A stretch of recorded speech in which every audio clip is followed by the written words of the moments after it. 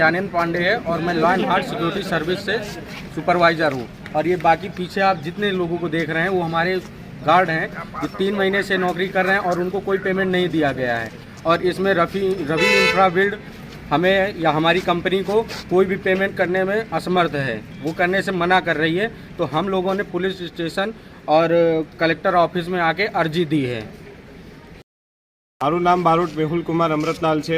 અમે 6 લાઇન ઉપર ગાર્ડની નોકરી કરીએ છીએ। બાકી અમને 3 મહિનાથી પગારની ચૂકવણી કરવામાં આવી નથી, એટલે અમે અત્યારે પોલીસ સ્ટેશનમાં અરજી આપી છે, બ્રાન્ચશ્રીને અરજી આપી છે અને અમારો પગારનું ચૂકવણી થાય તરત એવી અમે માંગ કરીએ છીએ।